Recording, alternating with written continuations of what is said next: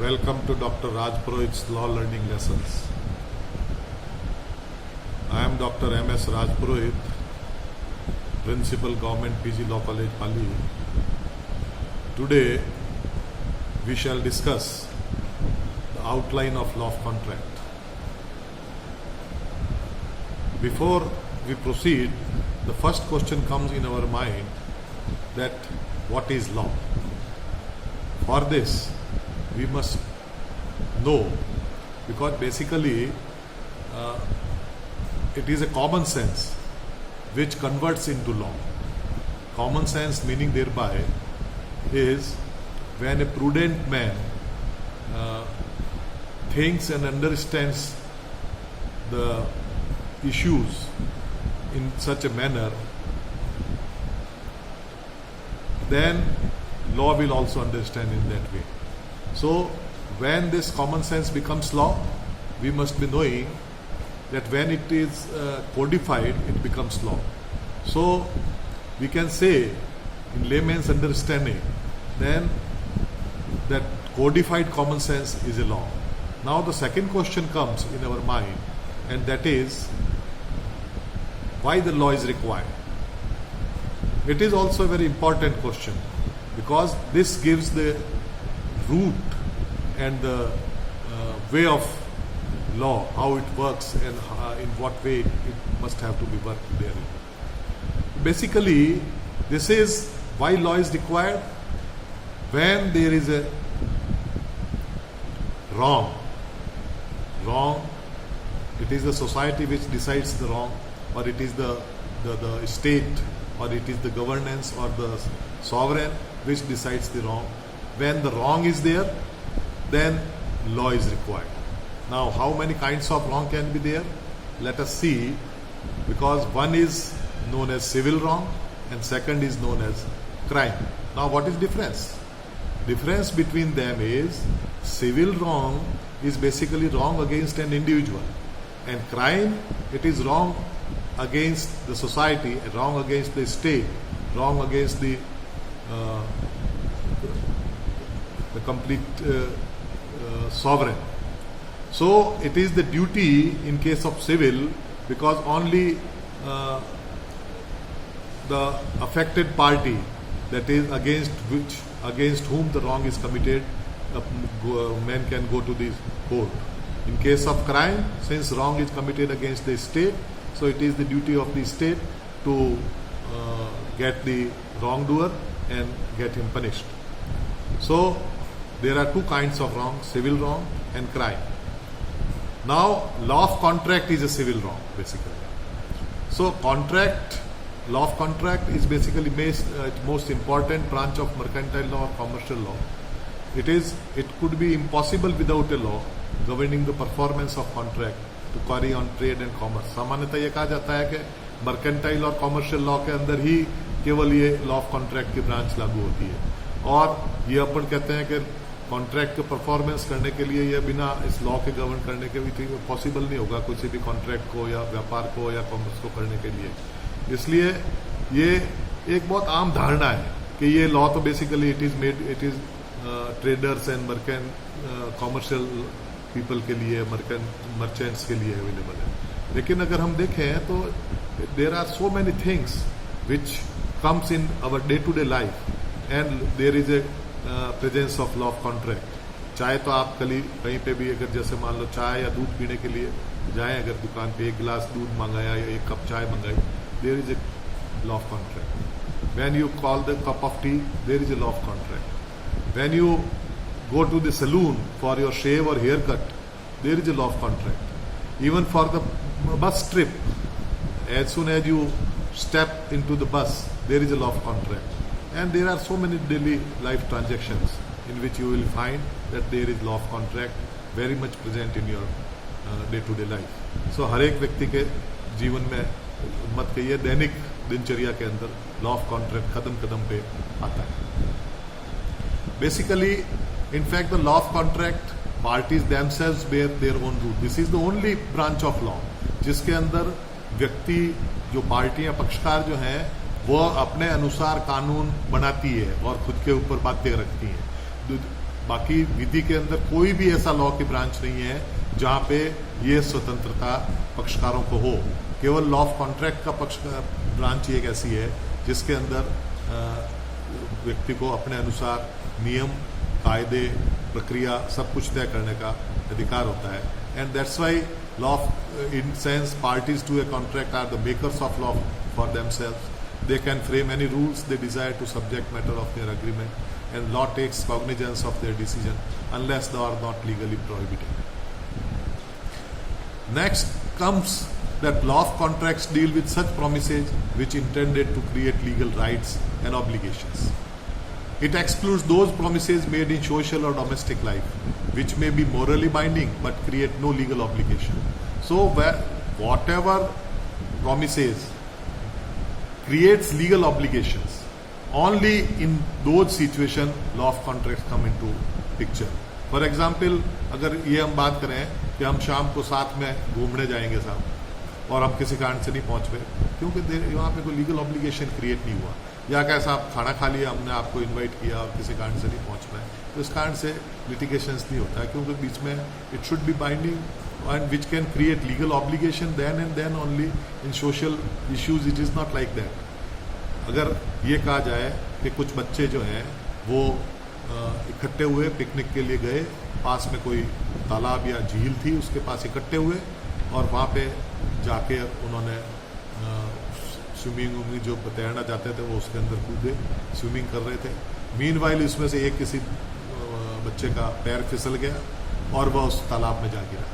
वो तैरना नहीं जानता था, उसके पास उसका बहुत ही अजीज और सबसे very fast friend he was standing there by, लेकिन वो तैरना जानता भी था, स्टेट का स्विमिंग चैंपियन भी रहा हुआ था, लेकिन वो न तो अंदर कूदा और न उसको बचाने की उसने थोड़ा बहुत भी विचार किया। ये तो उसकी किस्मत अच्छी थी, पास में तैरने वाला किसी व्यक्ति ने उसको लेके बचाते हुए बाहर निकाल के और उसको जान बचाई। तब वो व्यक्ति जाके कोर्ट में अगर ये मुकदमा करता है कि साहब ये मेरा व्यक्ति अजीज मित्र था और बावजूद इसने मुझे बचाने की जहमत नहीं उठाई, तो इसके खिलाफ मुझे कंपनसेशन दिलाया जाए, क्या ये चलेगा मुकदमा? इसी तरह से अगर रोज आप व्रत करते हैं और उस व्रत के दौरान आप ये करते हैं कि भाई हर मंगलवार को मैं हनुमान जी के प्रसाद चढ़ाऊंगा, हमेशा आप पिछले 10 वर्ष से ये आपका ये निर्बाध बिना किसी बाधा के काम चल रहा था और आप मंदिर जाके प्रसाद चढ़ाते थे और वो प्रसाद का जो चढ़ाते थे वो प्रसाद पुजारी को मिलता था। अब चूंकि कोविड काल के अंदर मंदिर सारे बंद हो गए, आप प्रसाद चढ़ाने नहीं जा सके, तो मंदिर का पुजारी आपके ऊपर मुकदमा करता है, साहब हर मंगलवार को ये व्यक्ति हमेशा प्रसाद चढ़ाने आता है और इस कारण से मुझे मेरे प्रसाद के आधार पर मेरा घर चलता है और ये प्रसाद चढ़ाने नहीं आया, इस कारण से इसके खिलाफ इससे मुझे हर्जाना दिलाया जाए। क्या ये मुकदमा चलेगा? ये सोचने वाली बात है। इसको समझने के लिए हम आपको लॉ के 2 कंसेप्ट्स के बारे में बात करना चाहेंगे, जिसमें से पहला कंसेप्ट जो है वो कंसेप्ट आता है जिसको हम कहते हैं damnum sine injuria. Damnum sine injuria का मतलब होता है कि डैमेजेस विदाउट इंजरी, मीन्स आपको नुकसान तो हुआ है लेकिन नुकसान ऐसा हुआ है जिसका कारण कोई लीगल इंजरी नहीं हुई। जैसे मैंने आपको अभी बताया, आपका कुछ लीगल लाइबिलिटी अगर होती है और उस कारण से अगर लीगल लाइबिलिटी नहीं है, नुकसान नहीं हुआ है, तो उसी स्थिति में क्या होगा? जैसे अभी मैंने बताया आपको कि आपकी लीगल लाइबिलिटी बनती है। इसी के अंदर एक बड़ा इंपॉर्टेंट केस था, हम आपको बताना चाहते हैं, जो आप लॉ ऑफ टॉर्ट्स अगर थोड़ा बहुत किसी ने पढ़ा होगा तो उसके अंदर ये दोनों कंसेप्ट आते हैं, डैमनम साइन इंजूरिया और इंजूरिया साइन डैम। तो डैमनम साइन इंजूरिया में it is damages without injury. इसका बहुत फेमस केस है ग्लोसेस्टर ग्रामर स्कूल का, जिसके अंदर क्या था कि व्यक्ति जो था पिटिशनर, वो पिटिशनर वहाँ पे ग्लोसेस्टर ग्रामर स्कूल में पढ़ाता था, किसी कारण से उसके एडमिनिस्ट्रेशन के साथ कुछ झगड़ा हो गया। ये झगड़ा हालांकि बहुत अच्छा अध्यापक था, झगड़ा हो गया तो उसने वो स्कूल छोड़ना पड़ा, और उसने जब छोड़ना पड़ा तो उसने उसके पास में अपना एक खुद का स्कूल खड़ा कर दिया, थोड़ी फीस कम रखी, चूँकि अच्छा अध्यापक भी था, फीस भी कम थी, तो जो विद्यार्थी थे वो उसको ग्लोसेस्टर ग्रामर स्कूल को छोड़ के उसके यहाँ पे उन्होंने एडमिशन लेना शुरू कर दिया और उस स्कूल की स्ट्रेंथ कम हो गई। ऐसी स्थिति के अंदर ग्लोसेस्टर ग्रामर स्कूल ने इसके ऊपर मुकदमा किया कि साहब ये हमारे यहाँ करता था और पास में आके इसने अपना स्कूल खोल दिया, जिससे हमको मॉनिटरी लॉस हुआ है, इस कारण से दिलाया जाए। सो डैमेजेस वर देयर। तब इसने ये जो है प्ली ली कि साहब इसके अंदर हमारे बीच में इस तरह कोई लीगल रिलेशन क्रिएट नहीं हुआ था, इस कारण से मुझे जो है अगर मैं छोड़ता हूँ तो इसको कोई लीगल इंजरी नहीं हुई है, क्योंकि इसका कोई राइट ख़त्म नहीं होता, पास में स्कूल खोलने मात्र से इसका राइट क्रिएट नहीं होता है और इसको इसका एक्शन नहीं चलेगा, इसका मुकदमा नहीं चलेगा। तो अल्टीमेटली यही हुआ कि defendant was not liable and compensation was not granted because there was no legal injury caused although the damages were there. Second case which is also Mayor of Bradford versus Pickles, इसके अंदर क्या था कि एक आदमी की जमीन थी, उस जमीन के पास में एक जमीन थी जो उसका म्यूनसिपलिटी का वहां पे हुआ था, जहां से वो वाटर निकाल के उसको बाहर देती थी। उसने अपनी जमीन को ऑफर किया उस म्यूनसिपलिटी को बेचने के लिए, किसी कारण से वो सौदा फाइनल नहीं हुआ और अल्टीमेटली ये हुआ कि उसने अपनी जमीन के अंदर भी एक ट्यूबवेल खोल दिया और वहां से पानी निकालना शुरू हुआ। उसका परिणाम ये हुआ कि जो म्यूनसिपलिटी का ट्यूबवेल था, चूंकि आसपास ही थे, उसका सोता वहां से जाता था, तो उसका पानी जो है वो कम पड़ने लगा धीरे धीरे। तब उसने उसके ऊपर मुकदमा किया पिकल्स पे कि साहब इसको ये रोका जाए। तो उन्होंने कोर्ट ने कहा there is no legal binding and there is no legal injury although losses are there, तो इसके ऊपर एक्शनेबल नहीं होगा। इस कारण से जो है उसको अल्टीमेटली कुछ भी नहीं मिला। सो सेकेंड इशू जो है वो है इंजूरियस इंडेमनिटी, ये उसका जस्ट विपरीत है। There is a injury but there is no damage, legal injury is there but no damage is there. So for इसके अंदर ही बड़ा फेमस केस है जिसको हम एशबी वर्सेस वाइट के नाम से जानते हैं। इसके अंदर जो था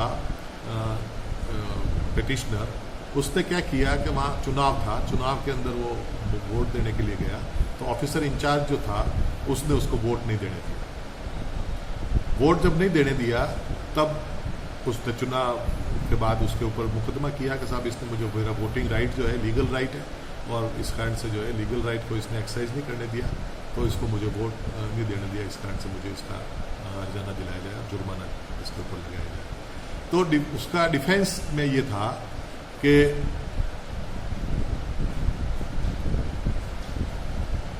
उसने डिफेंस ये लिया अपोजिट पार्टी ने कि चूंकि ये किसको वोट देना चाहता था, उसने कहा मैं एक्स को वोट देना चाहता था। उसने कहा एक्स तो ऑलरेडी जीत गया, तो इसका वोट देने या नहीं देने से क्या फर्क पड़ा। अगर दे देता है तो इसका अगर मान लो इसके वोट देने से अगला जीतता या हारने की बात तय होती, क्योंकि इसका वोट से अगर एक वोट की कमी आ रही थी और उससे हार गया तब तो इसकी बात समझ में आती है। चूंकि ऑलरेडी वो जीत गया जिसको ये वोट देना चाहता था, तब ऐसी स्थिति के अंदर ये इसको कोई भी लॉस हुआ नहीं है, इस कारण से इसको नहीं मिलना चाहिए। तब कोर्ट ने कहा नहीं, इसके अंदर अगर लॉस हुआ नहीं लेकिन इसके लीगल राइट्स का इन्फ्रिंजमेंट हुआ है, there is a legal injury although there is no damage, even in this case the matter will be suit will be lie, मुकदमा चलेगा और उसके अंदर उसको इंजरी का जो डैमेजेस के नाम पे उसको पैसा दिलाया, वो भले कम दिलाया ज़्यादा दिलाया ये कोई इशू नहीं है, लेकिन वो उसको एक्शनेबल होगा। दूसरा आपको अशरफी लाल वर्सेस म्युनिसिपल कॉरपोरेशन आगरा, इसके भी फैक्ट बिल्कुल उससे मिलते जुलते ही हैं जो पहले मैंने एशबी वर्सेस वाइट के केस में आपको बताए थे। इसके अंदर भी अशरफी लाल वोट देने गया म्युनिसिपल कॉरपोरेशन के चुनाव में, वो उसको वोट देने नहीं दिया गया, जिसको वोट देना चाहता था वो कैंडिडेट जीत गया। तो सिमिलर आर्गूमेंट इसके अंदर भी हुए, जिसके अंदर फिर कोर्ट ने वही जो पिछली बार एशबी वर्सेस वाइट को ध्यान में रखते हुए इसका मुकदमे के अंदर भी उसको नुकसानी दिलवाई, क्योंकि there was a legal injury. इसी तरह से एक और थे मार्जेटी वर्सेज विलियम्स। इसके अंदर एक आदमी बैंक के अंदर गया जहाँ पे उसका खाता था, उस खाते के अंदर उसने पैसा निकालने के लिए जो वहाँ भरा, बैंक ने उसको पैसा देने से इनकार कर दिया। तब उसने मुकदमा किया बैंक ये इनकार कैसे कर दिया, इसने बैंक का और मेरे बीच में जो मैंने खाता खुलवाया तब ये था मैं जब मांगू जब मुझे पैसा मिलेगा, और इसने नहीं दिया। तो उसने कहा इसको नुकसान तो कुछ हुआ नहीं, पैसा तो इसका एज इट इज पड़ा, कोई लॉस थोड़ी हुआ है, उल्टा ब्याज उसके ऊपर दे रहे हैं। तो उन्होंने कहा नहीं, ये आपका लीगल राइट क्रिएट हो गया है, इस कारण से जो है आपको इसके अंदर पैसा, भले ही इसको मॉनेटरी लॉस डैमेजेस नहीं भी हुए हैं, लेकिन लीगल राइट इन्फ्रिंज हुआ है, इस कारण से हम उसको ये आपको मिलेगा, नुकसानी का आपको पैसा मिलेगा।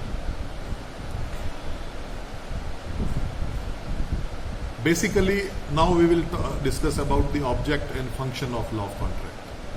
The object or function of law of contracts basically to see that as far as it may be possible, the expectations created by promises of the parties are fulfilled. Basically, the obligations prescribed by an agreement of the parties are enforced. इसमें whatever the agreement and the conditions are there, उस conditions और agreement के अनुसार जो conditions और वो है, वो अगर पूरी हुई कि नहीं हुई ये देखा जाएगा, और ये अगर पूरी होती है तो ठीक, नहीं तो आप लॉ के माध्यम से, लॉ ऑफ कॉन्ट्रैक्ट के माध्यम से उनको करवा सकते हैं। जैसा आपने कहा कि 20 क्विंटल हम एक गेहूँ को बी को बेचेंगे, 1 महीने के अंदर देना है। जिस समय डिलीवरी की बात आई उस समय गेहूँ के भाव बढ़ गए, तो उसको पुरानी रेट पे देना पोसा नहीं देता, उसने उसको पेमेंट उसको डिलीवरी नहीं की, तो ऐसी स्थिति में वो कोर्ट में जाके वो डिलीवरी करने के लिए पुरानी रेट पे करवाने के लिए बाध्य है, और उस कारण से उसको जो मार्केट में लॉस हुआ उस नुकसानी को भी उससे वसूल करने के लिए कोर्ट के माध्यम से वो करवा सकता है। So basically evolution of law of contract is a history of the effect of organized society to ensure that promises intended to be binding shall be kept, so that when a bargain has been struck, every party to it shall have an assurance that it will be fulfilled. So by this हमने क्या क्या देखा, हमने कानून क्या है इसके बारे में जाना, कानून की क्यों आवश्यकता है इसके बारे में जाना, और ऑब्जेक्ट और फंक्शन क्या है लॉ ऑफ कॉन्ट्रैक्ट का इसके बारे में जाना।